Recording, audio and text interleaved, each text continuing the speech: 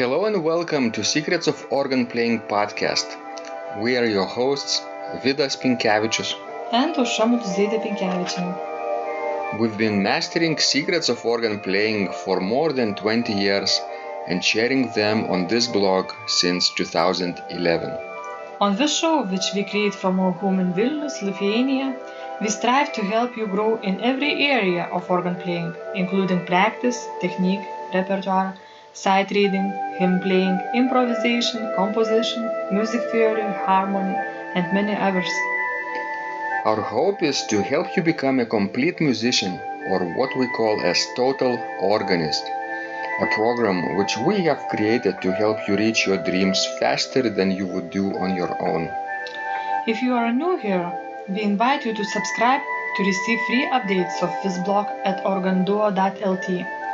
By subscribing, you will also receive free video how to master any organ composition and 10-day organ playing mini course. And now let's go to the podcast for today.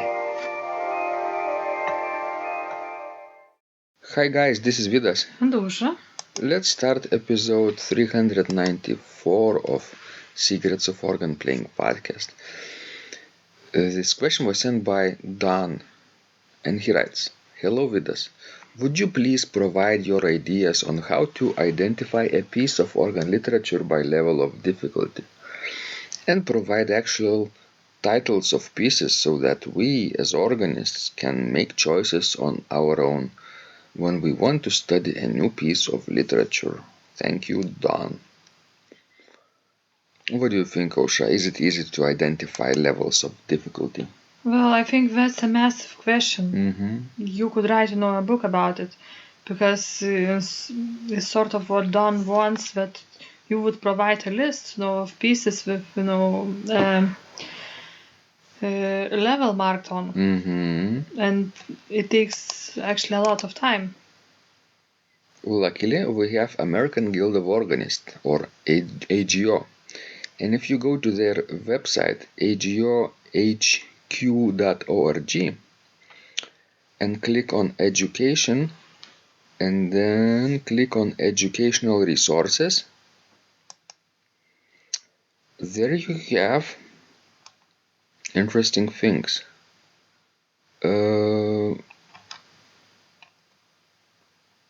Let me find the lists.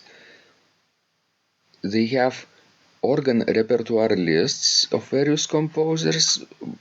Basically, these are lists of all organ compositions that, for example, Jean Alain created, Johann Sebastian Bach, Guy Beauvais, Maurice de Durfle, and others. But what I found very interesting is graded repertoire documents. And there you have, of course, not many, but a few of them. Bach, Langlais, Messiaen, Rorem, and German music after Bach, meaning romantic, basically, composers and classical composers too. So, for example, if we click on Bach,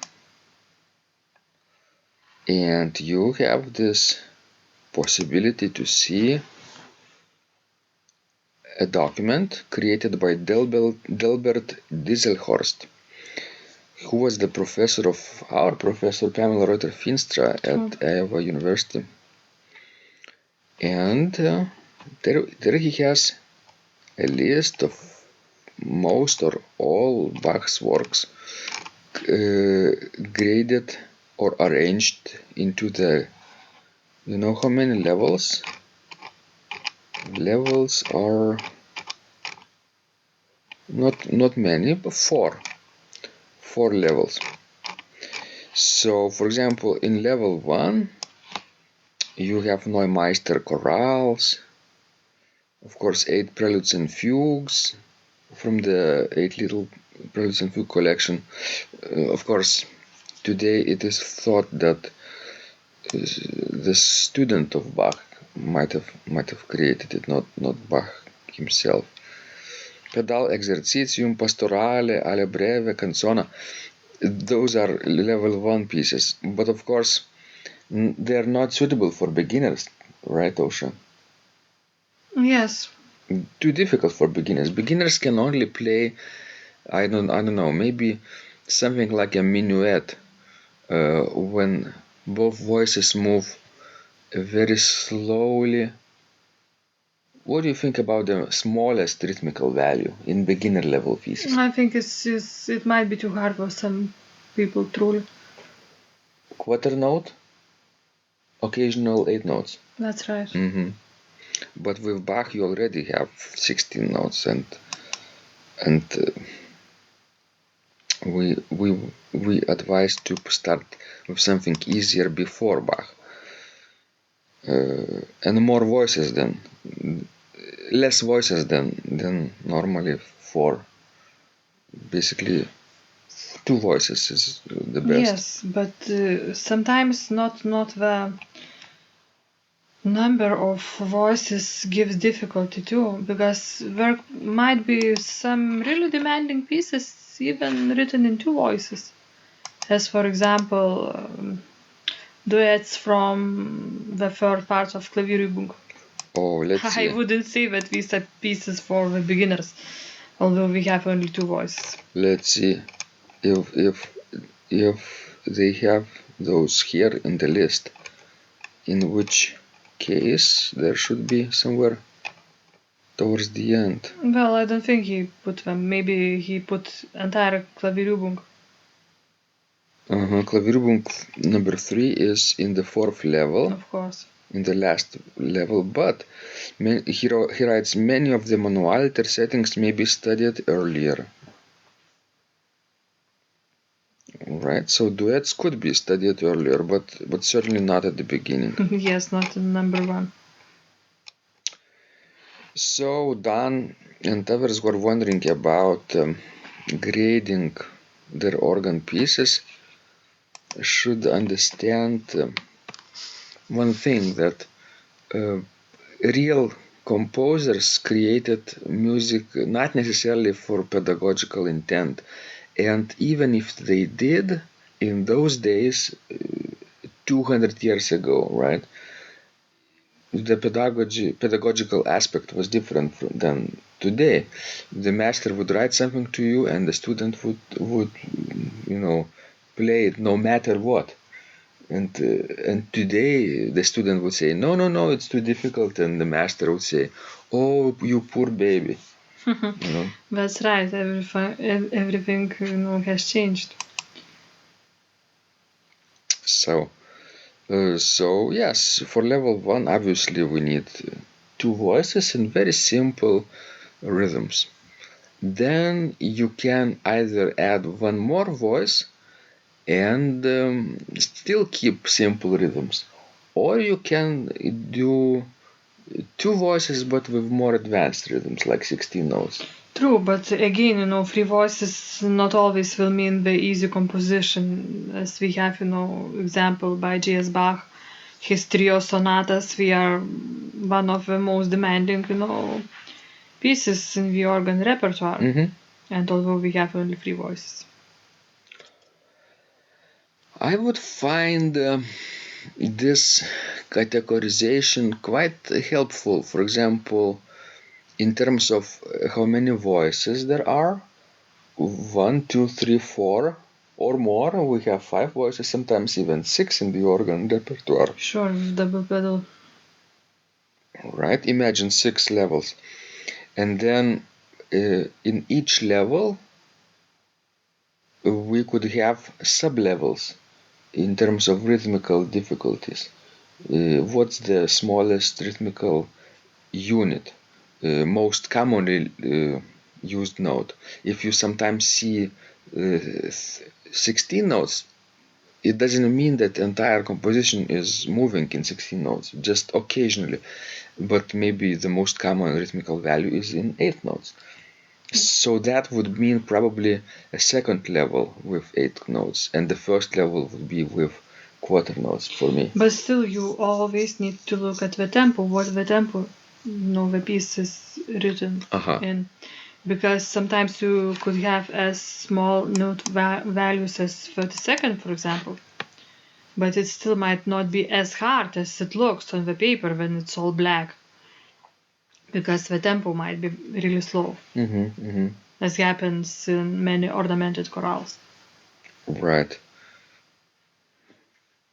All those things you have to keep in mind while selecting your new organ piece. And of course, look at the pedal part, because still for many people, pedal give most of the trouble. Right, and to be considered level 1, probably pedal needs to move slower than the hands. Sure. Probably in half note. Half notes, exactly, not in quarter notes. Yes. And in level 2, probably in quarter notes. In level 3, 8 notes, and maybe triplets if that's another disposition of rhythms and meters. So I guess you can get the idea how to calculate the difficulty of the piece that you're about to study, and your own level too. And also you need to keep in mind the coordination problems too, because for many beginners it's easier to play on one manual and on the pedal than, for example, on two different manuals at the same time and the pedal. This also might,